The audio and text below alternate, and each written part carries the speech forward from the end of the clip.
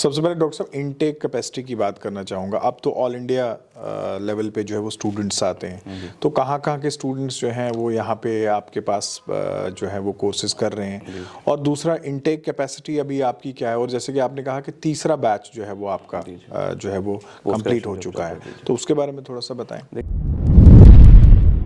देखिए फाइनली हमारे केरला के काफ़ी स्टूडेंट्स आए हैं। Last year I had one student from Kerala, तो this year again like so many Kerala students have joined.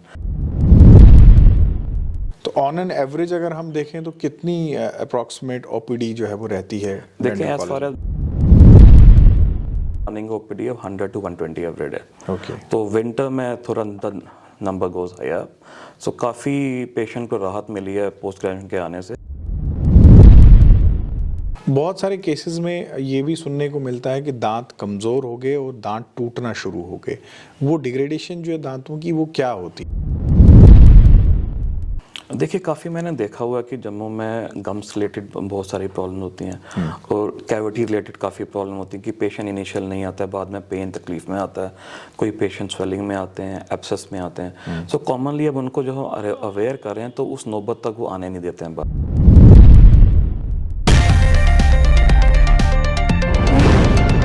News now देखने वाले सभी दर्शकों का स्वागत है। आप देख रहे हैं स्पॉटलाइट, मैं हूं फ़हीम। स्पॉटलाइट में आज हम बात करेंगे Indira Gandhi government dental college की, और मैं आपको बता दूं कि जम्मू कश्मीर में केंद्र की तरफ से स्वास्थ्य सुविधाओं को जो है वो बढ़ावा देने के लिए हर मुमकिन कोशिश की जा रही है, और ऐसे में डेंटल हॉस्पिटल या डेंटल कॉलेज हम जिसे कहते हैं, वहाँ पे किस किस्म का काम हो रहा है और क्या कुछ इंफ्रास्ट्रक्चर अवेलेबल है, इसके बारे में हम बात करेंगे। और हमारे साथ स्टूडियो में हैं डॉक्टर अजहर मलिक, जो प्रोफेसर और हेड हैं PG department of conservative dentistry के। आपका प्रोग्राम में स्वागत है। डॉक्टर साहब, ये इंदिरा गांधी डेंटल हॉस्पिटल जो है, मुझे याद है बहुत पुराना हॉस्पिटल है और द ओनली हॉस्पिटल जो डेंटिस्ट्री के साथ जो है वो डील करता है जम्मू में। और हमने ये देखा कि बहुत ज़्यादा तादाद में लोग वहाँ पे विज़िट भी करते हैं, ओपीडी सर्विसेज है, और पीरियड ऑफ टाइम अब वहाँ पे कॉलेज भी है, हॉस्पिटल भी है, और इसका एक्सपेंशन भी हुआ है, काफ़ी बड़ा इंफ्रास्ट्रक्चर जो है वो बना है। थोड़ा सा आपसे जानना चाहूँगा, आप पिछले काफ़ी लंबे अरसे से जो है वो हॉस्पिटल के साथ जुड़े हैं, कॉलेज के साथ जुड़े हैं, ये जो सफ़र रहा एक्सपेंशन का कैसा रहा, और with the passage of time क्या कुछ ऐड ऑन हुआ हॉस्पिटल के साथ? देखिए as far as the infrastructure is concern, infrastructure काफ़ी हमारा अपग्रेड हो चुका है। जहां हमारा पोस्ट ग्रेजुएशन कोर्स जो है वो लास्ट 3 ईयर्स से चल रहे हैं, और फर्स्ट बैच हमारा रिसेंटली लास्ट मंथ में कंप्लीट हुआ है, और 3 बैचेस हमारे करेंटली चल रहे हैं। Total we have 9 specialities, among 9 in 7 specialities MDS courses running. तो वो जो 2 स्पेशलिटी रिमेनिंग है उसमें भी फ्यूचर में पोस्ट ग्रेजुएशन शुरू हो जाएगा। तो as far as this is concern, main importance is given on research, patient care and academics.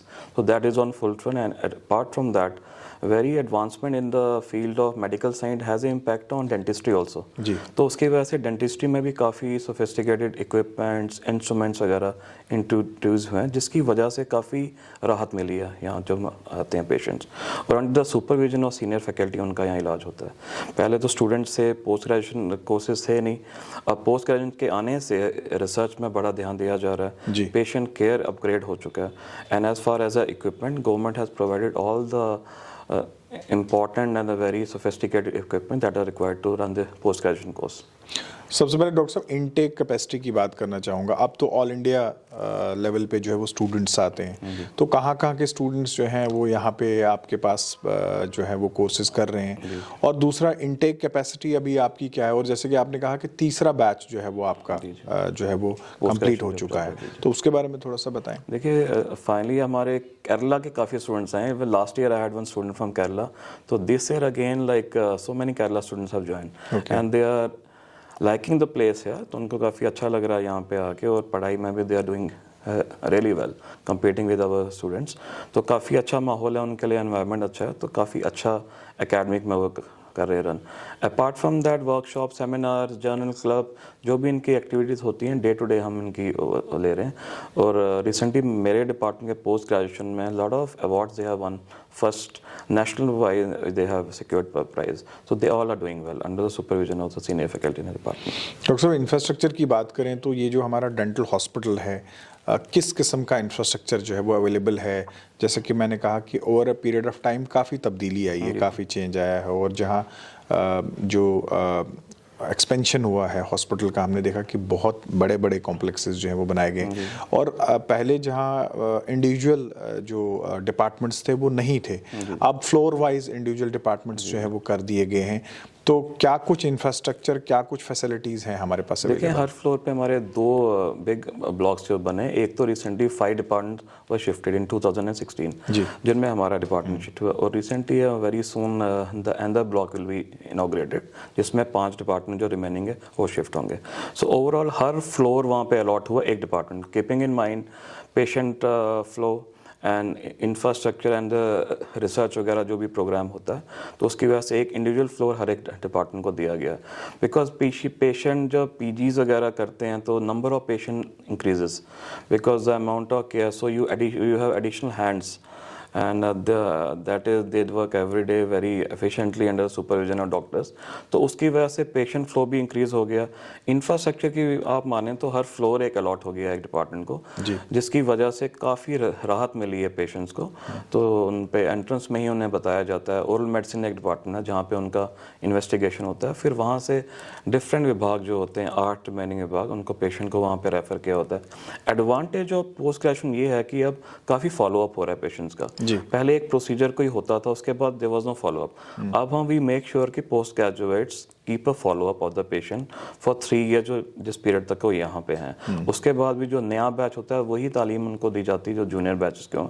तो दीज आर थिंग कुछ रिसर्च ओरिएंटेड प्रोग्राम्स उनको हम देते हैं, सेमिनार्स वगैरह, जर्नल क्लब उनके रूटीन ही चलते हैं, और कॉन्फ्रेंसेस हमें उनसे कंपलसरी कर दिया हुआ हर साल वो 2 कॉन्फ्रेंसेस अटेंड करेंगे। तो काफ़ी अवार्ड्स, काफ़ी अच्छा परफॉर्मेंस उनका रहा है नेशनल इवेंट का। तो ऑन एन एवरेज अगर हम देखें तो कितनी अप्रॉक्सीमेट ओपीडी जो है वो रहती है? देखिए, as far as my department is concern we have a running OPD of 100 to 120 every day. Okay, तो विंटर में थोड़ा नंबर गोज हायर, सो काफ़ी पेशेंट को राहत मिली है पोस्ट ग्रेजुएशन के आने से। अंडर ग्रेजुएट हमारी और स्ट्रेंथन हो गई है। इंफ्रास्ट्रक्चर इक्विपमेंट जो आए उसकी वजह से काफ़ी राहत हुई है। As far as my department is concern, जो रूट कैनाल हम मल्टीपल विजिट्स पे करते थे उन्हें हम सिंगल विजिट में ही करते हैं। तो वो हमारी जो ये प्रोसीजर तभी पॉसिबल हुआ कि हमारे पास इक्विपमेंट वो आया। तो रिसेंटली अब एक CBCT एक नया इक्विपमेंट हमारे पास आ रहा है, that will be the one of the asset for the institution. It will help in diagnosis as well as for the research. अच्छा, स्पेशलिटीज़ जो हैं उनके बारे में थोड़ा सा बताएंगे? देखिए, एक स्पेशलिटीज़ तो जैसे patient are very much aware about the medical college, जैसे मेडिसिन डिपार्टमेंट है, आई है, ऑर्थोपेडिक है, डेंटिस्ट्री का भी ज़्यादा अवेयरनेस लोगों में नहीं है। मल्टीपल कैंप्स हम अब लगाते हैं, जहाँ हमें रिसेंटली हमने काफ़ी अराउंड 10-15 कैंप्स हमने लगे, जहाँ हमें हर स्पेशलिटी को इंट्रोड्यूस करके पेशेंट को बताया। अब ये रूरल पॉपुलेशन जो आ रही है वो कंसर्न प्रोसीजर बोल के डिपार्टमेंट जाती है। Suppose anybody wants a root canal, he will ask where is the root canal department, may be by name they will not remember, but they will make sure कि जिस department में उनको जाना है उस डिपार्टमेंट में हो जाए। तो वो डिपार्टमेंट हमारा ओरल मेडिसिन हेल्प करता है, जहाँ उनका केस रिपोर्ट बनता है, इन्वेस्टिगेट, आपको पता है ई-सहज के आने से पूरा उनका रिकॉर्ड रखा जा रहा है, फॉलोअप भी रखा जा रहा है। ओरल मेडिसिन रेफर करने के बाद नेक्स्ट डिपार्टमेंट हमारा पेरियोडोंटिक्स आता है, relative with gums and bones. Orthodontics एक अलग डिपार्टमेंट है जहाँ पे deals with the crowded teeth, whites वगैरह का जहाँ पे होता है। Oral surgery and maxillofacial surgery जो है that deals with trauma anything, and pedo department and oral pathology department, community department. So all ये 9 स्पेशलिटीज़ हैं। तो इंडिविजुअल वो ओरल मेडिसिन से ही रेफर होते हैं। As my department is concern, the number of patient is higher because majority of the patient में main problem ये दांत का दर्द, दांत में कैविटी होना, तो यही होता है। तो इसी में अवेयरनेस कैंप हमें इसीलिए ज़रूरी होता है कि हम पेशेंट को अवेयर करते हैं कि 1 in 6 months आप हॉस्पिटल आए हैं रूटीन चेकअप के लिए, इट इज़ मस्ट। डेंटिस्ट्री में हमें एक शिकायत पेशेंट की रहती है, जो हमें शिकायत पेशेंट दे रहती है, they don't come for the follow up, they just come at the time and they have pain और डिस्कम्फर्ट। सो वही एक उस अवेयरनेस की वजह से अब रूटीनली पेशेंट आ रहे हैं, सेल्फ एग्जामिनेशन वो कर रहे हैं, उन्हें कैंप्स में बताया जा रहा है, प्रिंट मीडिया, सोशल मीडिया, और काफ़ी जैसे आपके प्रोग्राम से भी काफ़ी हमें राहत मेरी, पेशेंट वो देखते आते हैं and they have so many queries about it. पहले जो प्रोसीजर वो करते थे पेशेंट को खुद भी अंदाज़ा नहीं होता क्या हो रहा है, क्या डॉक्टर कर रहा है। जी। अब पेशेंट हर एक स्टेप पूछता है, अपना फॉलो अप फाइल लेता है, रिकॉर्ड अपना लेता है, अपने पास रखते हैं, फिर फॉलो अप में हर 6 महीने, 8 महीने और साल के बाद हम उनको बुलाते हैं। और काफ़ी ज़्यादा चेंज हमने देखी पहले और हमको। और पोस्ट ग्रेजुएट्स को भी हमने यही इंस्ट्रक्शन दिए हैं, patient care, research and academy, these are the 3 pillars in institution, जिसकी वजह से कॉलेज भी वेल डेवलप हुआ था, तो इंफ्रास्ट्रक्चर तो उसका इन एडिशन होता ही है। डॉक्टर साहब, थोड़ा सा बुनियादी सवालों से अब शुरू करते हैं। बहुत सारे हमारे व्यूवर्स होंगे जो जानना चाहते होंगे। बेसिक सवाल ये है कि दांतों का ख्याल कैसे रखा जाए? जी जी, देखें, सबसे पहली बात है रूटीन डेंटल चेकअप के लिए 1 से 6 month you have to come, whether आपको दांत में कोई शिकायत है कि नहीं। उससे क्या होगा, माइनर डिफेक्ट्स जो डेंटल कैविटी या डेंटल केरीज के स्टार्ट होते हैं वो उसी समय रेक्टिफाई होते हैं। जी। देखें, डेंटिस्ट्री एक स्ट्रक्चर का मैं आप बताऊं, दांत का स्ट्रक्चर एक शेल की तरह होता है। आउटर लेयर जो वाइट वाली होती है उसको इनामल कहते हैं, मिडल लेयर को हम डेंटिन कहते हैं, उसके अंदर ब्लड वेसल्स होते हैं। कोई भी कैविटी में अगर डिफेक्ट हो जाए तो वो if left untreated, if left Anfield, तो वही कैविटी डीप होता है, सेकेंड लेयर में चला जाता है। स्टिल अगर पेशेंट नहीं है तो वो सेकेंड लेयर से ब्लड वेसल में जाता है। अगर कैविटी हमारा इन्फेक्ट करता है ब्लड वेसल कंडीशन में, there are 2 options for treatment. One is root canal treatment where we can save the tooth, दूसरा है कि एक्सट्रैक्शन। तो ये एक बुनियाद हम कैंप में, ये जब अवेयरनेस हम कैंप कहते हैं, ये बताते हैं कि रूटीन में अगर आपका मसला एक फिलिंग से ही जाएगा तो आप रूट कैनाल, तो पेन में क्या, वो डिस्कम्फर्ट जो आपका है, मल्टीपल विजिट्स हैं, वो आपके कम होंगे। तो वो पेशेंट काफ़ी फॉलो अप कर रहे हैं और रूटीनली हॉस्पिटल यहाँ पे आ रहे हैं। उसके अलावा ओरल हाइजीन इंस्ट्रक्शन जो होते हैं, brushing twice they have to use in case of common शिकायत जो लोगों की रहती है, ठंडा गर्म की रहती है, दांत में मसोड़ों का रहता है, फूलना का रहता है, उसमें इंडिविजुअल स्पेशलिटीज़ के जो डिपार्टमेंट हैं उनसे हम पेशेंट को वहाँ पे रेफ़र करके, और इन एडिशन हमने रिसेंटली एक इंटर डिपार्टमेंट मीट भी रखा हुआ है जहाँ की हम अपने डिपार्टमेंट का जो कंसर्निंग जैसे गम्स और रूट कैनाल का कोई केस हमारे पास आए, वो हम इंटर डिपार्टमेंट केस बनाते हैं, फिर उसके हम वीकली मंथली उस केस को प्रेजेंट करते हैं। ये ड्यूटीज़ हमने एज ए हेड डिपार्टमेंट हमने ये म्यूचुअली ये एग्री किया हुआ है। तो उसमें मल्टीपल डिपार्टमेंट के साथ हम यूनाइट होकर केस जो भी इंटर डिपार्टमेंट होता है वो हम करते हैं। उससे समाधान पेशेंट का क्या होता है कि एक ही छत के नीचे 9 अलग अलग विभाग का ट्रीटमेंट उनको मिलता है, जो पॉसिबल नहीं है। लेकिन डेंटिस्ट्री एक इकलौता विभाग नहीं है जहाँ एक ही डॉक्टर सब प्रोसीजर करेगा। रूट कैनाल का जो प्रोसीजर होगा वो एक माहिर स्पेशलिस्ट काफ़ी बेटर कर सकता है कंपेरेटिव, नो डाउट डेंटिस्ट भी काफ़ी अच्छा वर्क कर रहे हैं based on their zeal and dedication. कभी हमें रेफरल की ज़रूरत पड़ती है where we are unable to get to the point and the relief to the patient, तो वहीं हमारा इंटर डिपार्टमेंट मीट से काफ़ी हमें रिलीफ मिलता है, where we discuss the case, we tell the post graduate to present all the case from the beginning till the end till the follow up. उससे क्या होता है, काफ़ी राहत जो है पेशेंट को मिली है। और पेशेंट बिलीव मी, हमारे लास्ट ईयर जो 3 इयर्स का हमारा पीजी का प्रोग्राम होता है, फर्स्ट ईयर जो पेशेंट फॉलोअप का हमारा वो 3 साल रेगुलरली आया हुआ, तो वो रिकॉर्ड जो ये पेशेंट पीजीज कंप्लीट करते हैं वो हम अपने पास ही रखते हैं, फोटोग्राफ फॉर्म में हम रखते हैं, उनकी फाइल्स वगैरह बनाए, एक रिकॉर्ड हम दे देते हैं पेशेंट को, तो दैट इन फ्यूचर में भी उनको ज़रूरत करें हम अपना फॉलोअप रिकॉर्ड उनसे हम टैली करें उनको, और टेलीफोनिकली की वी इन्फॉर्म द पेशेंट जब उनकी अपॉइंटमेंट्स होती है। एंड एमरजेंसी केयर में हमारे post graduate faculty we have kept in case of any emergency, जैसे इवनिंग में कभी किसी को दर्द हो जाए। उसके अलावा मल्टी स्पेशलिटी हमारा यहाँ क्लिनिक भी स्टार्ट हुआ है ऑन द वर्दी प्रिंसिपल हमारे डॉक्टर राकेश किशन गुप्ता के, काफ़ी ज़ील और एक्टिवली इसमें इन्वॉल्व हैं, जितने काफ़ी प्राथमिकता दी उन्हें मल्टी स्पेशलिटी, जहाँ की पेशेंट आए और एक ही जगह डिफरेंट कंसल्टेंट्स आए और उनका पूरा इलाज वहाँ पे करें।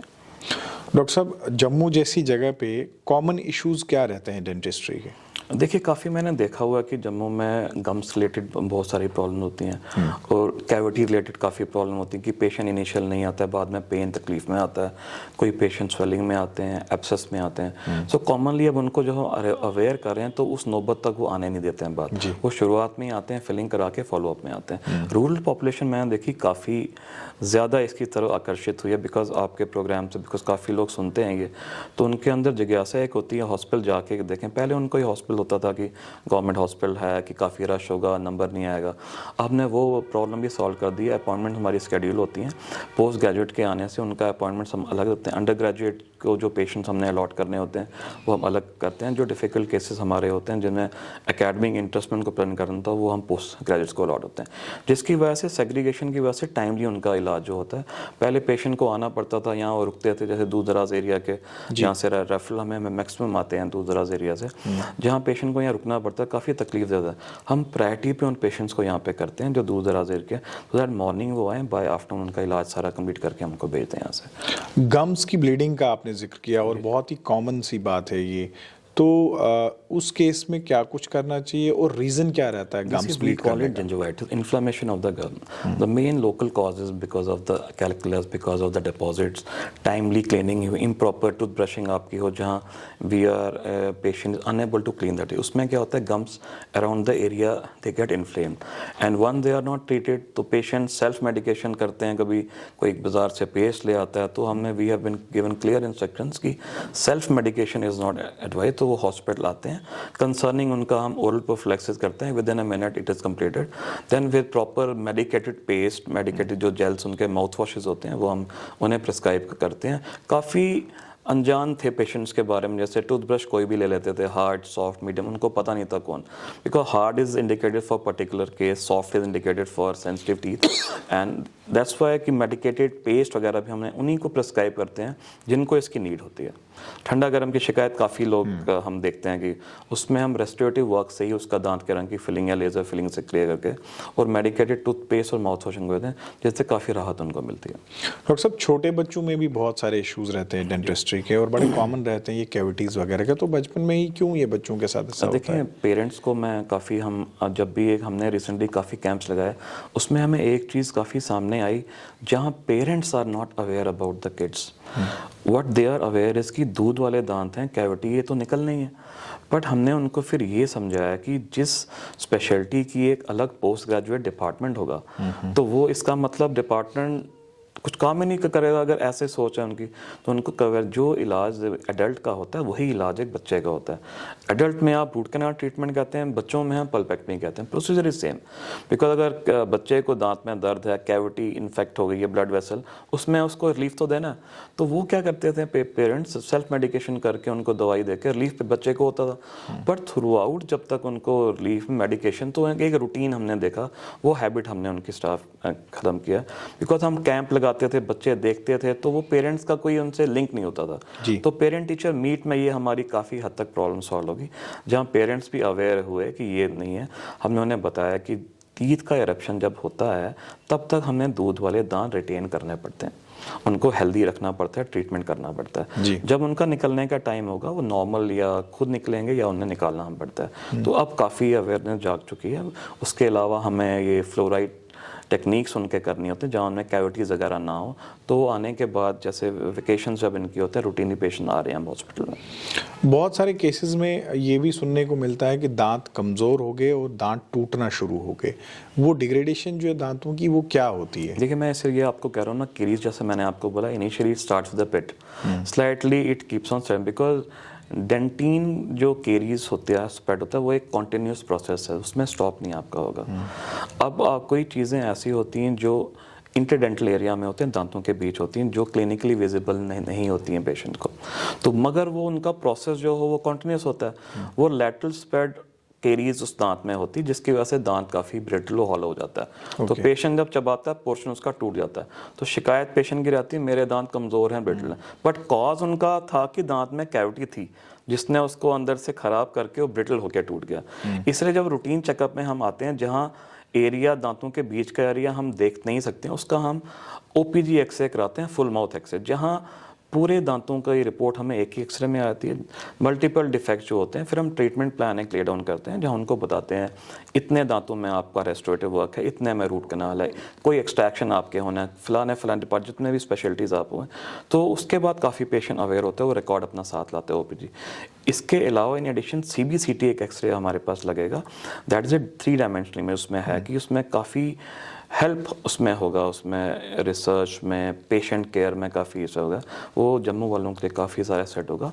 May be with in a month I think वो भी इंस्टॉल होने जा रहे हैं यहाँ पे। अच्छा, यूज़ ऑफ डेंटल फ्लॉस वगैरह उस पे भी काफ़ी फोकस है कि किस तरह से यूज़ करना है। आमतौर पर हमने देखा है कि लोग जो है वो टूथपिक्स का वगैरह का इस्तेमाल करते हैं, जिसकी वजह से बहुत ज़्यादा नुकसान पहुंचता है दांतों को, मसूड़ों को। उसके बारे में क्या कहेंगे? देखिए फेम साहब, जैसे ऐसा है कि दांतों के बीच वाला एरिया जो होता है, जब भी उन्हें फूड लॉजमेंट होता है, patient has a habit of, specially हमारी स्टेट्स में टूथपिक यूज़ करते हैं। टूथपिक क्रिएट्स बोन लॉस, इसलिए डेंटल फ्लॉस एक मेडिकेटेड फ्लॉस वो होता है जो दांत के कॉन्टैक्ट एरिया को डिस्टर्ब नहीं करता है। डिस्टर्ब एरिया करने के बगैर ही वो दांत के एरिया को, जो कॉन्टैक्ट एरिया उसको क्लीन करता है। This is one aspect. तो हम स्ट्रिक्टली प्रोहिबिट करते हैं पेशेंट को कि टूथपिक आपने यूज़ नहीं करनी है। डेंटल फ्लॉस के अलावा मेडिकेटेड माउथ वॉशेज़ एज एंड वैन, ठंडा गर्म की शिकायत जिनको होती है उन्हें हम देते हैं। तो कभी कोई ठंडा गर्म वाला माउथ वॉश अलग होता है, रूटीन माउथ वॉश अलग होता है। वो पेशेंट अगर खुद सेल्फ मेडिकेशन में ले तो उसको रिलीफ नहीं मिलेगा। ठंडा गर्म में रूटीन जो माउथ वॉश होगा दैट विल इंक्रीज द ठंडा गर्म, इसलिए हम मेडिकेटेड पेस्ट उन्हें ही रिकमेंड करते हैं जिन्हें इनकी नीड होती है। पर वन से रिपोर्ट उनका पूरा ट्रीटमेंट प्लान, एक बार हमारे पास फुल माउथ एक्सरे होता है तो 32 के 32 दांतों को जो रेस्टोरेटिव वर्क चाहिए होता है, तो पेशेंट देखता भी है सामने, काफ़ी हद तक उसे अवेयर भी होता है, उससे जिज्ञासा भी होती है।